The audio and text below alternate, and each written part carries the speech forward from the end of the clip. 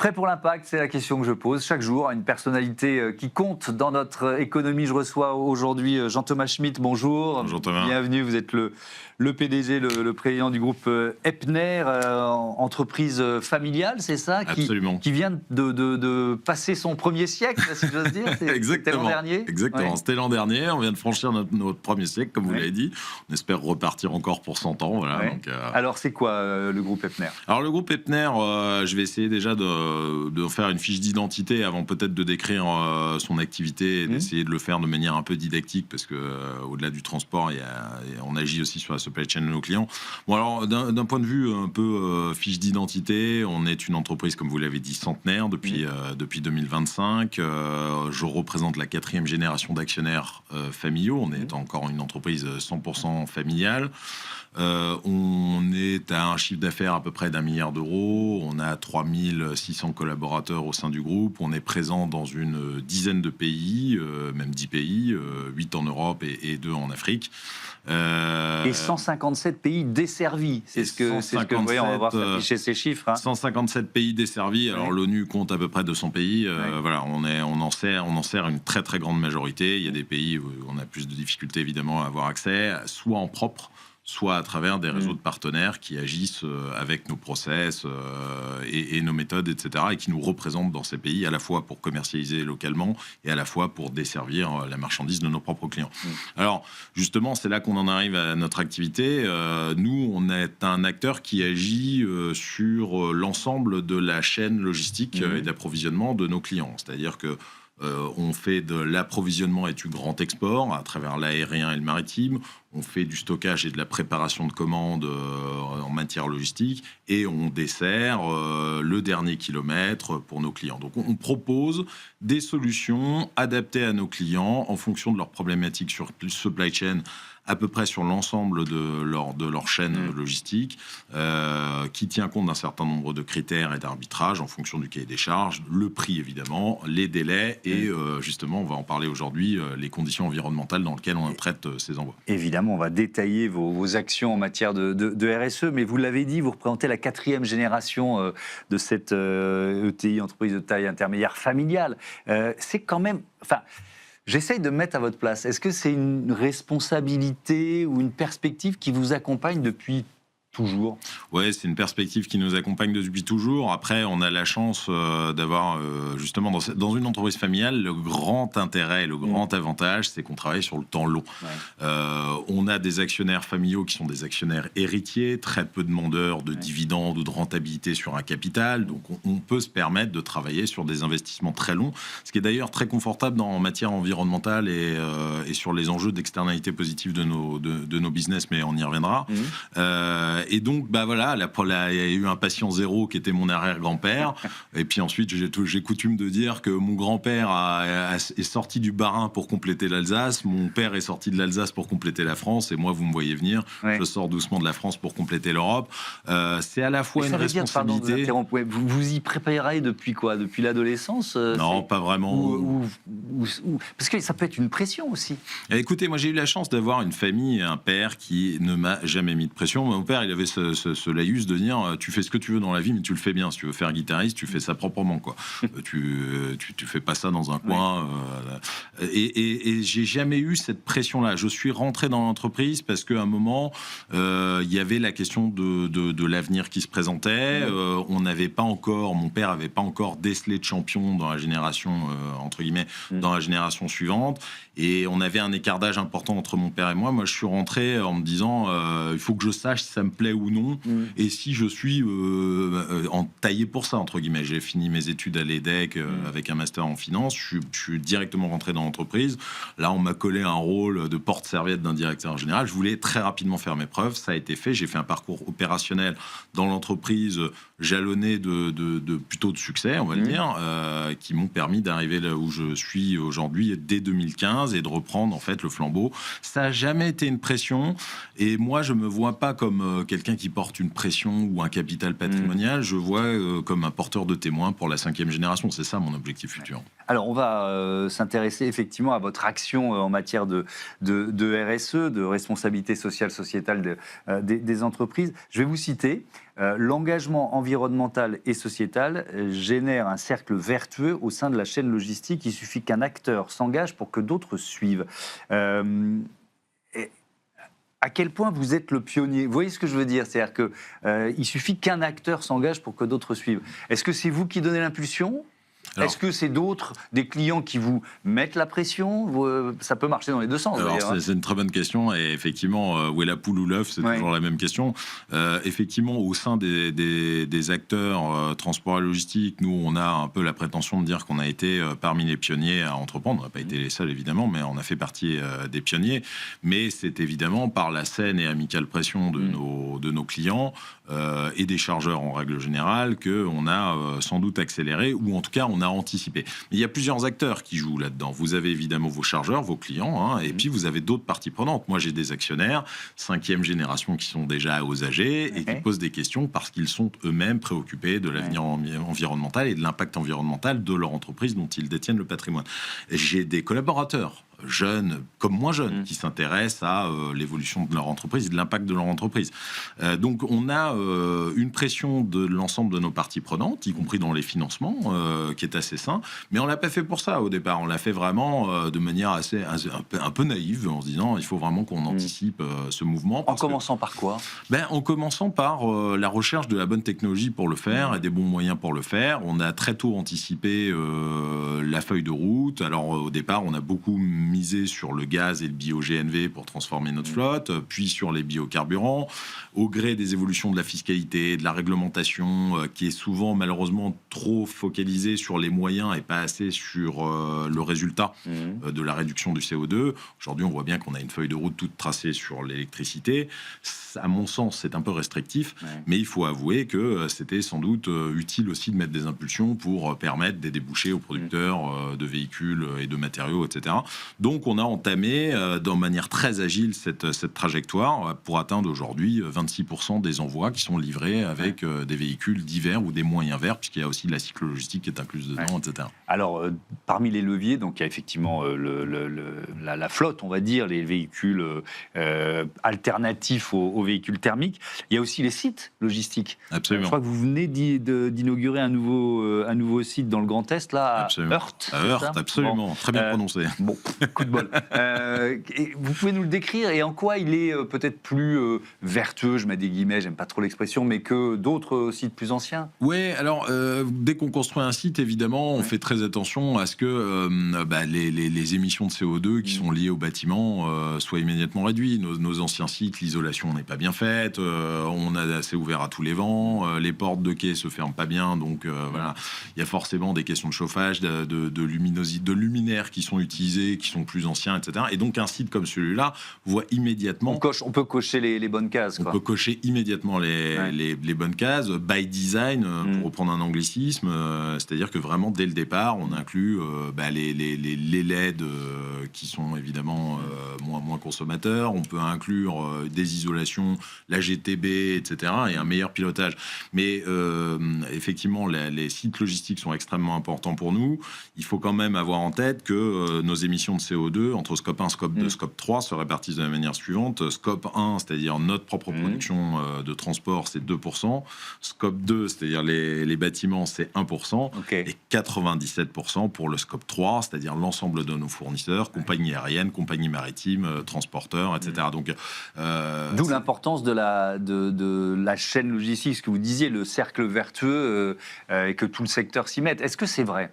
Ou est-ce que, en fonction des pays, parce que vous êtes présent partout, quoi, il y a des endroits où non, on peut pas trouver un moyen de transport moins émetteur de gaz à effet de serre. Alors, il y a des moyens de transport qui sont moins émetteurs que d'autres, c'est clair. Et d'ailleurs, on parle beaucoup de la technologie pour transformer les flottes de véhicules. Je rajoute quand même, avant de reparler de la flotte de véhicules, le report modal, c'est-à-dire que la barge, le rail, etc., ça aide quand même considérablement à réduire les émissions de CO2. Il faut quand même avoir en tête qu'en Allemagne, en Suisse, en Autriche, en Italie, Italie, ça marche extrêmement bien, le rail. En France, ça marche beaucoup moins bien, pour une raison très simple. Depuis les années 80, on s'est désindustrialisé. Le rail, ça marche très bien pour des marchandises lourdes qui ne sont pas assujetties à des transits, à des délais très courts, etc. Nous, on est plutôt dans un pays de distribution, moins de production, et donc le rail a suivi, en tout cas le report modal sur le rail a quand même suivi un peu la désindustrialisation. Donc la désindustrialisation a aussi des impacts sur ce type d'événements de manière très claire. Mais pour revenir à la transformation de notre flotte, on revient à votre bonne question du départ, qui est de dire comment on engage toute la chaîne. D'abord, pour répondre juste à un point, est-ce que c'est vrai, est-ce que tout le monde est engagé? Tout le monde a bien compris une chose, c'est absolument vital. C'est pas du greenwashing, etc. Notre secteur ne peut pas faire l'économie d'une transition. Elle sera plus acceptée, ce sera réglementairement, ça passe, il y a des fiscalités qui vont avec, etc. Donc il y a un enjeu vital vis-à-vis de nos clients, vis-à-vis de nos tierces parties et vis-à-vis des engagements qu'on a réglementairement et fiscalement. Et donc on s'adapte au fur et à mesure, ce qui est parfois plus difficile. Pour des acteurs comme les nôtres, on a les moyens de les financer. Il faut quand même avoir en tête que pour des plus petits acteurs, un véhicule électrique aujourd'hui, c'est 3 fois le prix, 2 à 3 fois le prix d'un véhicule thermique, que les véhicules thermiques sont quand même assez performants et que sur un véhicule électrique aujourd'hui, même avec les aides, vous êtes à 2 fois et demi, avec une autonomie qui s'améliore de jour en jour, certes un poids utile, une charge utile qui s'améliore aussi de jour en jour, mais tout ça reste encore balbutiant. Et je trouve que un peu le problème dans cette histoire, c'est qu'il peut y avoir une juxtaposition de plusieurs solutions selon les types de transport, selon les distances, selon les modalités. Et ça, il faut quand même l'avoir en tête pour pouvoir réaliser notre transition. Le transport fluvial, on y revient, parce que c'était assez majeur en France jusque dans les années 60 de mémoire. Et puis petit à petit, on l'a abandonné. C'était sans doute aussi lié à une forme de désindustrialisation. Est-ce que chez vos partenaires, chez vos clients, vous voyez une demande de retour au transport fluvial? Il y a une demande, mais ça reste, un tout petit pourcentage, j'imagine. Alors, il y a une demande qui reste encore marginale. Il faut quand même avoir en tête que, comme je le disais tout à l'heure, nous on fait des arbitrages, nos clients font des arbitrages entre prix délai et émissions environnementales. Le prix est quand même souvent le premier décideur. On est un métier qui est un peu commoditisé et par conséquent le prix reste un événement majeur ou un élément majeur. Quand vous rajoutez à ça que le délai est plus long, eh bien forcément l'arbitrage du client va plutôt sur une solution bas carbone, mais plutôt plus rapide.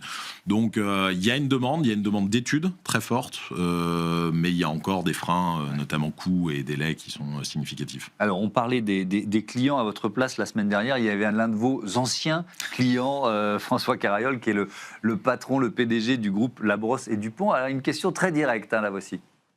Bonjour Monsieur Schmitt.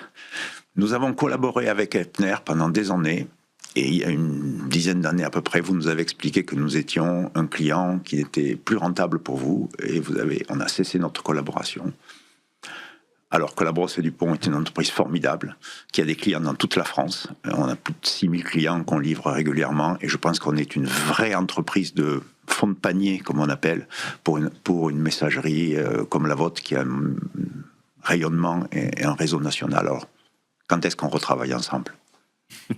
J'aime beaucoup cette question, très directe. Déjà, alors vous allez pouvoir lui répondre, mais c'est quoi une entreprise de fond de panier? Alors, vous m'expliquez ça? Oui, alors je ne connais pas les volumes de cette entreprise, mais en l'occurrence, ce qu'on appelle un fond de camion plus qu'un fond de panier, c'est effectivement la capacité à avoir suffisamment de volume pour créer, en fait, tous les jours des lignes directes sur un certain nombre de destinations. Il faut savoir que tous les jours, entre nos différentes agences situées en France, j'ai 800 liaisons quotidiennes. Paris-Strasbourg, Strasbourg-Lille, etc., etc. Et donc forcément, il faut un certain volume pour remplir ces camions au quotidien. Et il y a des clients qui sont très structurants pour nos lignes parce qu'elles nous permettent effectivement d'avoir la base, entre guillemets, sur les 13 mètres de plancher, d'avoir la base pour pouvoir le faire. Donc pour répondre à la question, d'abord, j'ai aucun doute sur le fait que cette entreprise soit une très très belle entreprise et qu'effectivement, elle ait un développement très intéressant et qu'elle puisse constituer un intérêt majeur pour notre groupe. C'est quoi un client rentable? Écoutez, c'est un client qui dégage de la profitabilité. Alors, je sais que c'est un peu une lapalissade. Oui. Non, mais en fait, qu'est-ce qu'on appelle un client rentable? Ça, c'est une vraie question dans nos métiers, sachant qu'il y a un certain nombre de choses, justement, qu'on peut marginaliser, ou en tout cas, quand on se dit, de toute façon, mon camion, il va déjà à côté de chez ce client-là, faire un tour chez lui, ça me coûte pas grand-chose. Bon, voilà, la rentabilité, c'est toujours une notion un peu particulière, parce qu'il y a la théorie et la réalité des choses, mais évidemment, c'est un client qui participe qui contribue à nos marges, sachant que dans les métiers qui sont les nôtres, sur 1 euro de chiffre d'affaires, je dégage 2,6 cents de rentabilité, et donc il faut être extrêmement précautionneux avec les développements. Et pour répondre à ce monsieur François Carriol, d'abord je le remercie pour sa question et je le remercie de nous solliciter pour retravailler ensemble. Il peut arriver que notamment nos clients changent aussi de typologie de marchandises, qui fassent que tout d'un coup une rentabilité qui était existante avant ne le soit plus. Je vais prendre un exemple idiot. Bon, tout le monde connaît la blague. Qu'est-ce qui coûte, qu'est-ce qui pèse le plus lourd? Est-ce que c'est 1 kilo de plomb ou est-ce que c'est 1 kilo de plume? Ça, d'accord, mais 1 kilo de plume prend nécessairement beaucoup plus de place que 1 kilo de plomb. Bon, vous le multipliez par 100, vous voyez que 100 kilos de plume, il faut quand même prendre beaucoup d'espace dans un camion. Et donc, c'est cet espace, en fait, qu'on facture à nos clients. Et quand un client, comme j'ai pu voir dans le passé, transforme sa production des luminaires vers les abat-jours, le poids moyen des abat-jours et l'espace que ça prend dans le camion devient beaucoup plus important, et par conséquent la rentabilité initiale qui était liée aux luminaires disparaît, et on est obligé d'augmenter nos clients. Donc c'était il y a longtemps, d'après ce que j'ai compris, qu'on a perdu ce client, c'était il y a plus de 10 ans. Il n'est pas impossible qu'il y ait eu des changements de typologie de facture, de manufacture chez lui qui a entraîné cette rentabilité. Puis il y a d'autres sujets qu'on prend en compte, les délais de paiement, les risques crédits, etc., qui peuvent aussi nous conduire à demander des augmentations à nos clients. Alors, je reviens à vos engagements environnementaux et RSE avec la question des normes. Normes ISO 26000, Global Compact, etc. C'est des standards, c'est des normes qui vous guident, qui vous aiguillonnent. Comment vous les intégrez à votre stratégie? Alors, dans notre stratégie, en fait, on a une boussole qui est aujourd'hui celle de la labellisation EcoVadis. C'est ce qu'on a retenu dans l'entreprise. D'abord parce qu'elle est très demandée par nos clients, et puis deuxièmement parce qu'on en a fait dès le départ une boussole clé. Maintenant, EcoVadis, c'est pas l'alpha et l'oméga de tout, mais c'est vrai qu'aujourd'hui être labellisé EcoVadis Gold, c'est-à-dire participer à être parmi les 5% des entreprises les plus vertueuses, ça nous conduit à adopter justement des modalités pour nous permettre de rester parmi ces 5% des entreprises les plus vertueuses, qui reste notre objectif. Pourquoi? Parce que quand ce label a été créé, toutes les entreprises n'étaient pas forcément vertueuses, mais toutes les entreprises se sont mis en branle pour le faire. Et donc, vous avancez, mais les autres aussi, et parfois plus vite que vous, ou différemment de vous. Et comme c'est tout secteur, faire partie des 5% des entreprises les plus vertueuses, on est parfois comparé à des entreprises qui ont des cabinets conseils, etc. Donc, pour le secteur du transport, en tout cas, c'est une immense fierté pour nous. Et ces certifications que vous venez d'évoquer participent à l'élaboration d'une stratégie d'amélioration continue dans l'optique de rester parmi les leaders et parmi les entreprises les plus vertueuses. Donc pour nous, c'est pas une fin en soi, c'est pas une demande absolue d'ailleurs de nos parties prenantes, c'est un enjeu de preuve vis-à-vis de ces labellisations et de preuve vis-à-vis de nos clients et de nos tiers sortis. Je rebondis, c'est la question que j'allais vous poser. C'est pas forcément une demande de vos clients. Il y a une demande de preuve. Il y a une demande de preuve. Donc, si vous voulez, aujourd'hui... Parce qu'après, ils peuvent eux-mêmes l'intégrer à leur bilan extra-financier. Donc, ça joue quand même. Absolument. On est de toute façon audité, etc. Donc, il y a quand même, des éléments de preuve importants. Mais pour nous, encore une fois, c'est une question... Cette question de label, c'est pas pour faire joli ou apparaître dans les réseaux sociaux. C'est vraiment pour expliquer à nos clients ce qu'on vous raconte, c'est pas du greenwashing, c'est pas du bullshit, c'est matérialisé par un label qui lui-même s'appuie sur un certain nombre de certifications en dessous qu'on peut mettre en avant vis-à-vis de nos clients. J'imagine que parmi les marchandises que vous transportez, il doit y avoir des marchandises plus dangereuses que d'autres, à risque. Vous avez des exemples? Et qu'est-ce que vous mettez en place pour garantir la sécurité? Est-ce que ça suppose du matériel spécifique? Bien sûr. Alors, par exemple, on transporte des produits dangereux, beaucoup de produits chimiques, notamment des colorants ou des senteurs pour les parfums, etc. C'est transporté dans des véhicules spéciaux. C'est-à-dire, on mélange pas tous les types de flux ensemble. On peut pas mettre de la nourriture stockée comme ça, avec des médicaments comme on peut en transporter. Donc il y a tout un tas de process sur un certain nombre de secteurs sur lesquels on est en train auxquels on s'adresse pour créer chez nos clients effectivement toutes les conditions à la fois sanitaires, sécuritaires pour que ça fonctionne. Vous travaillez, on l'a dit, dans 157 pays desservis. Est-ce que quel niveau de normes vous appliquez? C'est-à-dire que vous conformez à la réglementation nationale, évidemment, mais parfois, elle va être peut-être moins exigeante dans un pays et beaucoup plus dans un autre. Donc, est-ce que vous choisissez le plus pour l'appliquer dans un peu partout? Ou est-ce que vous vous dites, non, là, on a des normes en matière de sécurité ou pas d'ailleurs, qui sont moins exigeantes, donc on se contente du minimum, quoi. En fait, là, on répond là aussi aux demandes de nos clients, c'est-à-dire et des secteurs auxquels on s'adresse. On peut évidemment pas livrer des produits psychotropes comme on livre, je sais pas quoi, moi, une pièce industrielle pour une voiture. Donc, on répond à des normes qui peuvent différer d'un client à l'autre, et c'est là notre rôle de commissionnaire de transport, c'est-à-dire que nous, on est vraiment censé choisir le moyen de transport le plus adéquat en fonction justement de la problématique développée par nos clients et par rapport aux demandes de nos clients en matière de sécurisation, en matière de dangerosité, en matière de vitesse, etc. Donc vraiment, ça dépend énormément de la demande du client, et nous, on sait s'adapter. Et si notre réseau en propre ne correspond pas à la demande du client, on sort de notre réseau et on sait s'adapter en demandant à d'autres réseaux qui savent mieux le faire de pouvoir le livrer. C'est tout l'intérêt d'être vraiment dans cette position de commissionnaire de transport et d'apporter cette agilité à nos clients. Le vol, c'est un enjeu? Le vol, c'est un enjeu d'image déjà, premièrement. C'est un enjeu de sécurité très fort. C'est malheureusement, on est à l'image de la société, donc on a évidemment des problématiques à régler. Ça nous arrive de temps à autre. C'est une lutte absolument permanente. Ça arrive très peu, mais quand ça arrive, ça dégrade très fortement la relation avec le client qui comprend pas qu'on puisse avoir ça. Et deuxièmement, ça coûte très cher parce que effectivement, il y a des enjeux d'assurance, etc. derrière qui sont importants. Donc, non, le vol est un enjeu très important. Allez, il nous reste moins de 5 minutes.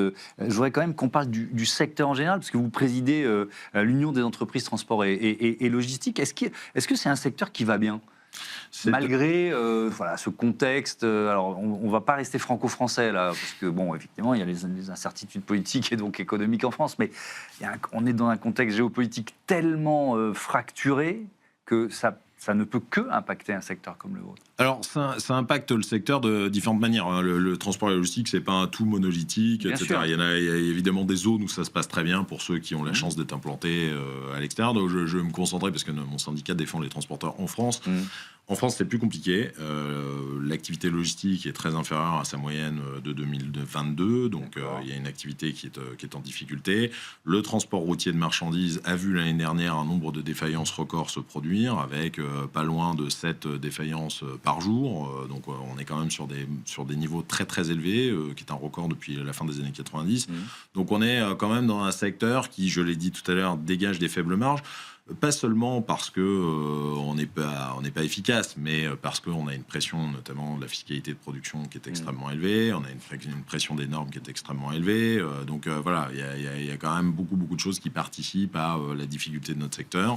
Donc oui, c'est un secteur qui a pris à bras le corps les investissements qu'il devait relever, à la fois en matière de digitalisation, de transition environnementale, on en a parlé, de cybersécurité, etc., mais qui a des moyens limités. Oui, et donc, forcément, quand on est dans une période comme celle-là, il y a des enjeux qu'on doit prioriser. Il y a des enjeux qu'on doit prioriser. Et donc, alors je reviens à la thématique, notre émission elle s'appelle Smart Impact, donc on parle beaucoup d'environnement et d'enjeux environnementaux et sociétaux. Est-ce que c'est celui qu'on met de côté ou qu'on retarde souvent? Non, au contraire, je pense qu'il a été très très très pris par le secteur, et qui est très actif, le secteur, dans ce domaine-là.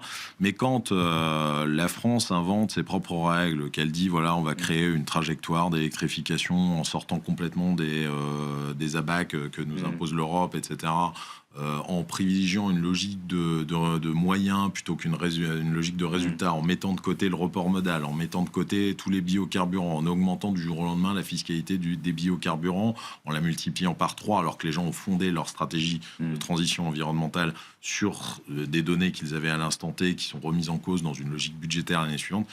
Pour nous, c'est ingérable. C'est ingérable pour les fabricants de matériel, c'est ingérable pour ceux qui nous fournissent la marchandise, c'est ingérable pour l'ensemble de nos fournisseurs. Donc, il y a une vraie volonté d'y aller. Moi, j'aimerais juste qu'on soit plus pragmatique dans l'approche de la transition. On s'est tous engagés à ce qu'en 2050, on soit à zéro émission. On y est tous très bien engagés. Maintenant, il faut accepter aussi que tout puisse pas se faire à travers l'électrique, qui devient dogmatique. Ouais. Vos métiers sont attractifs ? Ou c'est difficile de recruter Je pense que notre secteur d'activité, malheureusement, subit encore un peu une image d'Épinal bon, Épinal, ça dépend quel métier, mais globalement, sur la pénibilité, on assimile ça un peu. Je pense que le métier a aussi fait beaucoup d'efforts sur la pénibilité, sur ses quais, sur la manutention, etc. Il y a beaucoup de robotisation qui s'est faite aussi, d'ergonomie, justement, par la robotisation dans les entrepôts logistiques. En matière de transport, on a des difficultés à trouver des chauffeurs, mais je pense que toute l'Europe aujourd'hui a une grande difficulté à trouver des chauffeurs. Mais globalement, nos entreprises arrivent à trouver les talents nécessaires pour mener à bien leur évolution. Donc voilà, il y a un travail, je pense, aussi lié à chacune de nos entreprises pour améliorer son image, mais justement la transition environnementale, l'engagement de nos entreprises en matière de RSE en règle générale, nous permet d'attirer. Quand on s'est posé la question en début d'année, par exemple, ou au début d'année 2025, quand on était un peu plus dans le dur sur le plan économique au sein d'Epner, on s'est dit, mais est-ce que la transition environnementale aujourd'hui présente un caractère qui au moins lui permet un héros d'une manière ou d'une autre. L'attractivité en fait clairement partie. C'est-à-dire que aujourd'hui, on a beaucoup de collaborateurs, des jeunes collaborateurs qui nous rejoignent pour ça. Donc, c'est très important. Merci beaucoup, Jean-Thomas Schmitt, et à bientôt sur Merci Be Smart for Change. On passe tout de suite à notre rubrique Startup